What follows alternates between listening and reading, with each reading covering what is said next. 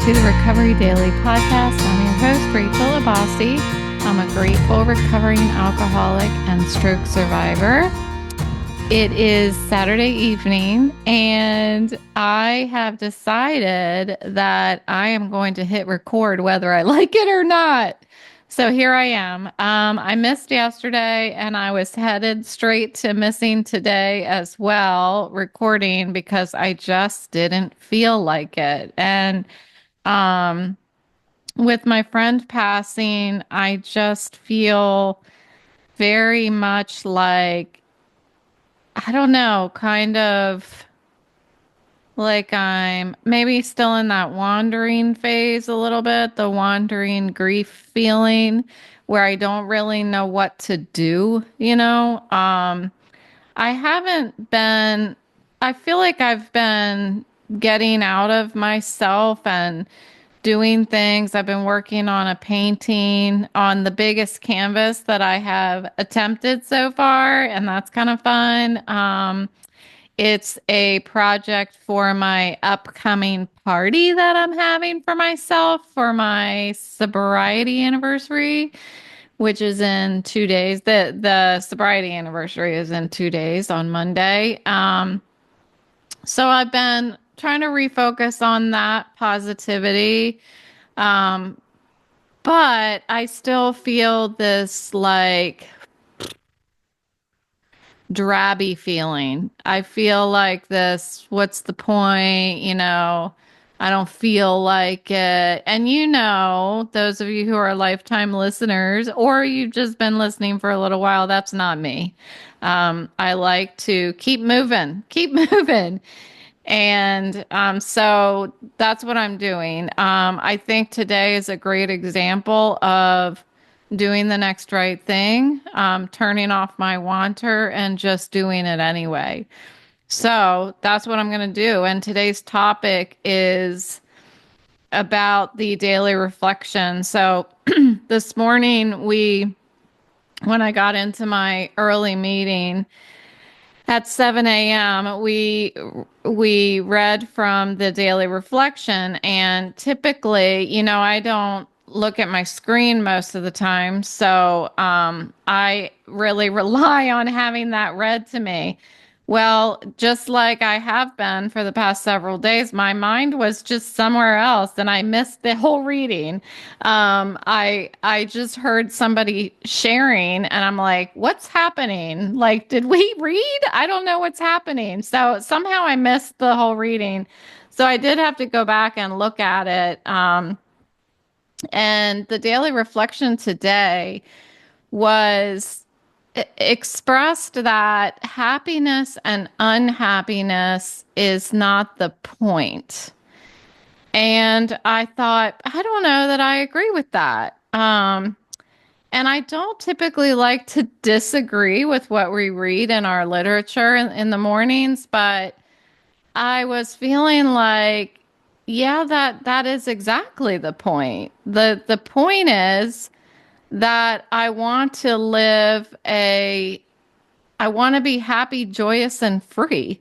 That's the point of my putting in all of this work. And what I really immediately thought of was this. I've always been totally in love with Cinderella. And when I was a little girl, I used to sleep with my mom. I slept with my mom until I was in ninth grade, like in eighth grade. In ninth grade, I stopped sleeping with her. Um, yeah, for a ridiculous amount of time, I slept with my mom, and I would even like in the middle of the night, if I got scared, I would fish for her hand in the covers, and I would hold her hand while I was sleeping. So, but before we went to bed, she would read Cinderella to me. I mean, we read it every night for years and years until I could read. And then I read it to her. And I just loved the story of Cinderella. And I loved the movie, the original movie with all the little birdies making her dress and the sashes, and I just love Cinderella. And I even had when my ex-husband and I divorced, I actually got a license plate that said Cinderella. And it was not because of that. It had nothing to do with my divorce from my ex-husband. Um, I ended up getting like a really cool car after that because I worked for the family business. I shouldn't have gotten the car. It was more than I should have gotten as far as like being able to afford it and all that stuff. But I did what I did and I got a license plate that said Cinderella. And when somebody would ask me, what is it? Why'd you get Cinderella? I would say, because I'm going to live happily ever after. And I would tie it back to the events of my life and I guess divorce and all of these things. I was still drinking back then. And so it's such like when I look at it now, my ideas of having this being responding that way and being like, because I'm going to live happily ever after now. It was because what I was responding that way, I was looking at happiness as something that was given to me externally. When I got married the first time, I remember doing the laundry and being in the laundry room and thinking, I'm going to be the best wife there ever was because I believed that relationship was what was going to make me happy. And I was missing it. I was missing the point of life. My life was not supposed to revolve around anything externally. I didn't do any work on myself. I was only doing work. I thought that I was going to be the best wife. If I applied myself in this way and did these things, I was going to be happy. And I thought that for years, far beyond my marriage and getting divorced and meeting my current husband, who we dated for like 18 years before we got married. I felt like up until I got sober that everything externally was responsible for my happiness. And I just didn't get it. I felt like I was just destined to be um, mediocre happy, and at times very depressed. I thought that life was being dealt to me. It wasn't something that I got to pick the cards. It wasn't that I got to pick up a whole new deck of cards if I chose to do so. Like there's only so much that I can control and the cards are dealt to me, but there's a lot that I can control. And I just didn't get any of that stuff. So the reading this morning was talking about happiness and unhappiness is not the point, it said. And it said the point is about how we meet life's challenges, how we face life's challenges. How do we learn from life's challenges? And then finally, sharing what we learned with others so that we can help others before they have to learn themselves. So you all know this is exactly why I do what I do. I feel like I'm a little bobblehead. I gotta move the camera. Okay, there we go. Now I'm in the middle of the screen. Um, I I feel like, that's why I do what I do. This podcast is because I want to talk about what I'm learning each day. That's really what I'm doing. I'm talking about this is the challenge that I have faced today and this is what I did and this is what I learned from it. And here I'm sharing it with you so that now when that happens to you, you don't have to pick and choose what you decide to do. right, the right or wrong thing to do based on what I did. So that's why I record my experiences every day. For example, like today's experience was I just kept not hitting the record button. I kept thinking about it. I'm like, I can record. At one point today, I took a nap from 2 to 4. I woke up at 4. I rolled over, picked up my phone, and I was like, I'm just going to record it with no video and I'm just going to talk because at least I've done it. I've hit record. And yes, I put a lot of pressure on myself, but that's because this is a commitment for me. This is part of my work in recovery. I have to talk about what's going on inside of me in order to stay mentally healthy. And that mental well being helps my physical well being. So I have to do it for myself. That's my commitment to myself. So, yes, I do put a lot of pressure on myself. So, I was going to record just laying down in the bed, but then realized I couldn't open the Remarkable app. You guys know, again, lifetime listeners know that I have this Remarkable tablet that I use instead of a digital device. It's like a writing tablet. And I have access to it on my devices because it syncs with my devices. So I was trying to open it on my phone so that I could reference it in order to talk, and then that wouldn't sync. And I'm like, I'm spending too much time looking at my phone that I'm just making things worse. So I thought, oh, I'll just record tonight. So that's what I'm doing. And Boris is laying here with his tongue hanging out, and Autumn is all curled up in a ball on my bed. But I'm here. I'm showing up. And I know that by showing up, I'm doing the work internally to surface that joy. If I don't do this work, then that joy that I always say lives within me, it can't surface because I just have a bunch of junk uh, keeping it below the surface. I have a bunch of junk I got to clear away. So I was very much just thinking about that this morning about how external sources were what I always depended on to make me happy instead of the internal sources that I've been given through my programs, through the 12 steps, through listening to other people in my meetings and going to support groups and all of that stuff. Like happiness, and I'm not sure how to articulate this, but it's like happiness was always an action. Like happiness led me to do an action. Happiness was the goal.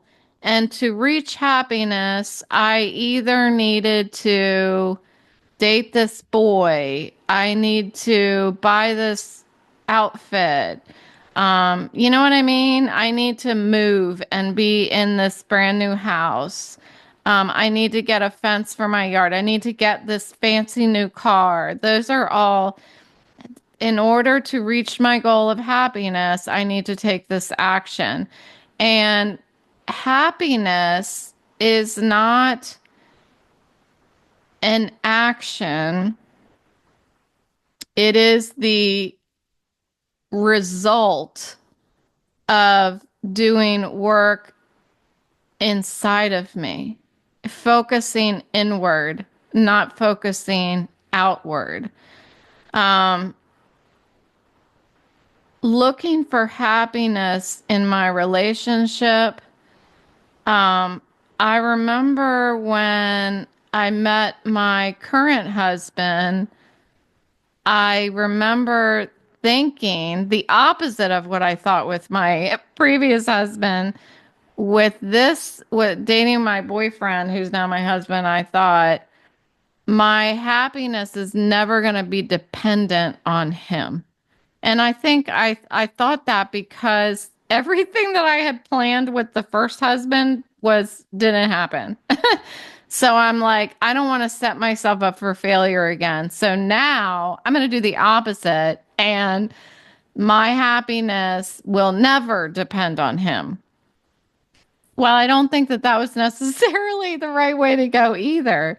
It's just, I've always been very confused about, and I'm sure we all are, about relationships and their impact on me. Um, I can't imagine life without my husband, but I want to be, um, how do you say, like, independent. I want my joy to be independent of anything outside of me, if that makes sense. So, one thing that I struggle with is having my happiness tied to something that might happen tomorrow. That's going to happen tomorrow, or something that just happened. And this morning, a couple of gentlemen in my meeting said that one said, yesterday is heavy, put it down. And then the next person chimed in and said, and so is tomorrow. So, what that made me think of is, right, my happiness cannot depend on what is going to happen, because once again I'm reaching externally for my happiness. My happiness needs to be inside of me, something that I cultivate inside of me. And what I believe where that is rooted is in gratitude. That is where my happiness is rooted. True happiness has to be rooted in gratitude within me, because it's not the house that's making me happy. It needs to be my gratitude for being able to have a house. It's not my husband that makes me happy. It's my gratitude for having met him, for being given that gift of love, of unconditional love. That is what makes me happy. It's the gratitude for what I have in my life. It's hard to find the right words.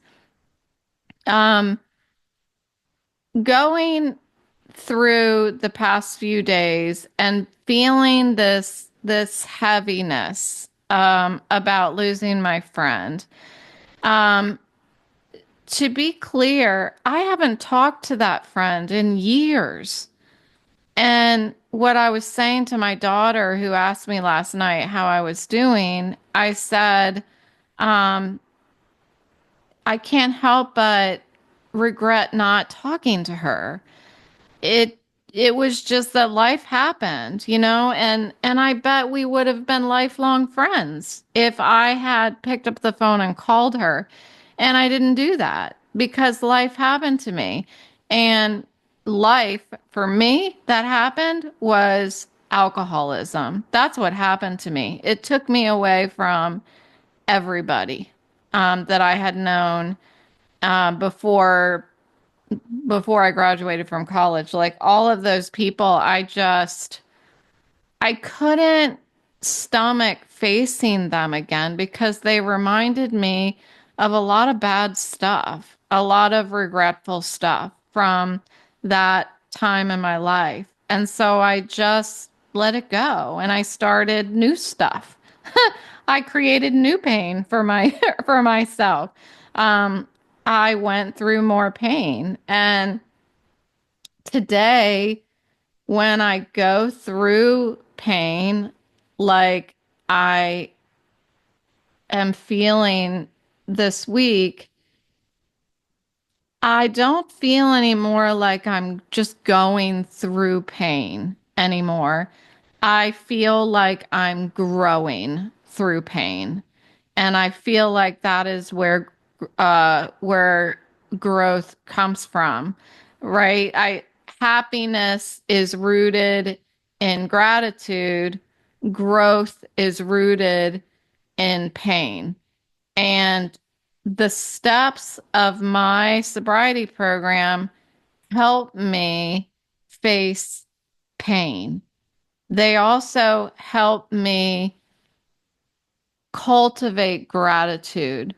Um, what I gain from my program and then even more so from my experiences, I am learning how to talk about it so that I can share it with another suffering alcoholic, stroke survivor, recovery patient, um, talking about those learned experiences are what I think gives somebody else a head start to happiness. You know, happiness is is a product of showing up. Um, and then recognizing the gifts that are all around me. That's where the happiness comes from. And then if I can talk about all of those things, the pain, the growth from the pain, the the gifts that come from growing through the pain, and then the happiness that is rooted in that gratitude for all of that, then I can help somebody else through it. And this is how I choose to do it. One thing that I hear all the time in my sobriety program is that pain is the touchstone to all spiritual progress. And I have been reminded over and over again the past few days in my meetings of this, that to make progress in life, to grow, I'm going to go through pain. It is a guarantee that I'm going to go through pain. And what I said to my daughter yesterday when she had asked how I was, I said, you know, it's I don't even like to say it out loud, but it feels like it's getting easier. That loss is getting easier. And I feel like that's a terrible thing to say. But when, if you knew what I had, my inability to process loss throughout my life, um, just how impossible that was to have gotten to the point where I can actually live through a day and focus on what I have to do during a day and not be shut down by the grief of loss. I have made a ton of progress since I got sober, for sure. So I'll end it with that. I'm proud of myself for hitting record. It was good. I'm going to keep showing up for myself because if I don't, what do I have? You know, if I do, then that's the path for growth, and then gratitude and happiness and happy, joyous, and free, I feel like is the point. So I'm going to disagree with today's daily reflection That is my point. That's why I get up, because I want to be happy today. So thanks for listening, and I will talk to you tomorrow.